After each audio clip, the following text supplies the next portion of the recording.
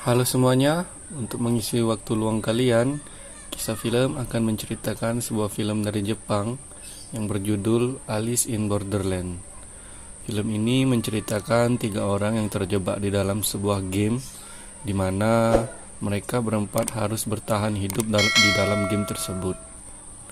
Bagaimana kisahnya? Yuk kita bahas bersama-sama.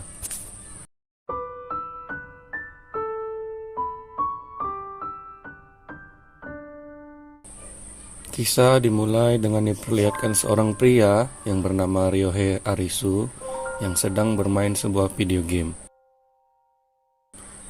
Tak beberapa lama, ada seseorang yang masuk ke kamarnya yang merupakan adiknya sendiri. Adiknya datang dengan emosi yang marah dikarenakan Arisu melewatkan sebuah wawancara kerja yang susah payah adiknya persiapkan. Adiknya mengejek kakaknya seperti parasit dikarenakan kakaknya hanya bermain game setiap harinya. Sehingga mendengar itu, Arisu memutuskan untuk keluar dari rumah. Singkat cerita, Arisu sudah berada di luar rumahnya dan dia bingung mau pergi kemana. Kemudian Arisu mengeluarkan handphonenya dari saku celana dan mengirim sebuah pesan ke dalam grup. Dalam grup tersebut ada teman-temannya yang bernama Chota dan Kurabe. Mereka bertiga memutuskan untuk bertemu di depan stasiun Shibuya. Singkat cerita, mereka bertiga bertemu di stasiun Shibuya. Mereka membicarakan masalah kehidupan mereka masing-masing. Sampai pada suatu saat, Arisu berharap bisa pergi ke tempat asing. Kemudian, Chota mencoba bergurau kepada mereka. Dia berbicara bagaimana jika ada zombie di dunia ini. Namun, Karube membantahnya.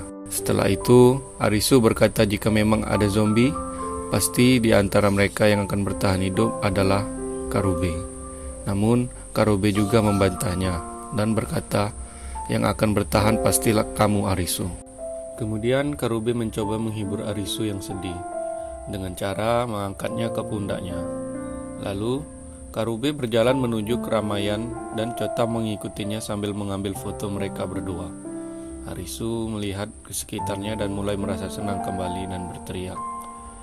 Tak lama kemudian, kesenangan mereka berhenti karena mendengar suara klakson mobil dan hampir menabrak mereka bertiga. Mereka bertiga membuat kekacauan di sana. Lalu mereka bertiga mencoba kabur dikarenakan melihat polisi yang berada di sana. Mereka pergi bersembunyi ke dalam toilet yang berada di dalam stasiun itu. Singkat cerita, tiba-tiba lampu di toilet itu mati dan membuat mereka heran. Arisu mencoba untuk keluar dan memeriksa keadaan, dan ternyata keadaan di sana sepi, tidak ada satu orang pun di sana. Mereka bertiga mencoba untuk keluar dari toilet itu, dan ternyata di luar juga sepi, dan tidak ada satu orang pun di sana. Dan pastinya mereka heran kenapa bisa terjadi padahal tadi di luar begitu banyak orang. Namun sekarang tidak ada satupun orang di sekitar mereka. Mereka mencoba berpencar untuk mencari apakah ada orang di sana. Namun tidak ada satupun orang yang mereka jumpai. Bahkan handphone mereka juga tidak bisa hidup. Malam hari tiba, mereka bertiga duduk dan berdiskusi. Lalu Arisu berkata kepada mereka, "Jika memang hanya kita bertiga yang ada di sana, bukankah sangat menyenangkan?" Kemudian Arisu berdiri dan berteriak dan diikuti juga oleh Chota dan Kurabe. Tiba-tiba sebuah lampu menyala yang berasal dari sebuah gedung. Mereka membaca tulisan tersebut yang bertuliskan, "Selamat datang di dalam game dan permainan akan segera dimulai."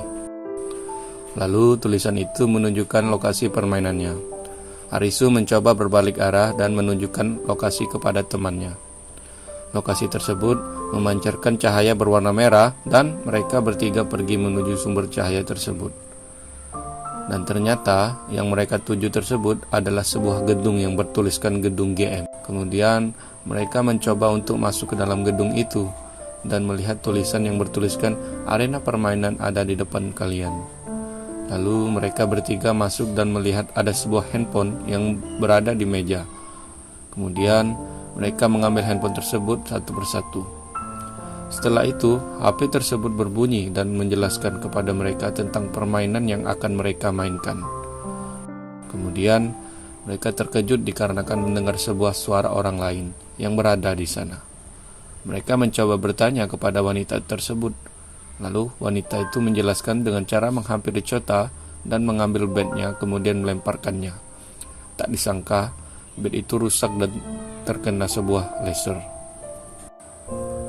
Tak lama kemudian, ada seorang wanita lagi yang datang ke tempat itu.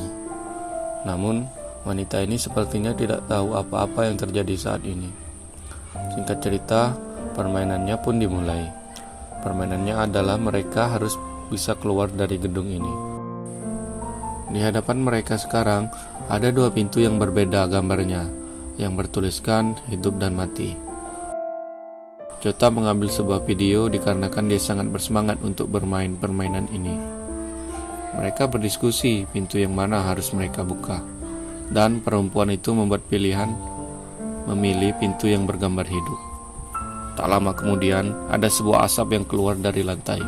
Perempuan itu menyuruh memilih pintu yang bergambar hidup.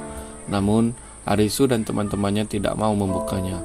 Kemudian, perempuan yang berseragam SMA mencoba membuka pintu itu. Dan yang terjadi ketika dia membuka pintu itu, ada sebuah laser yang menembus kepalanya.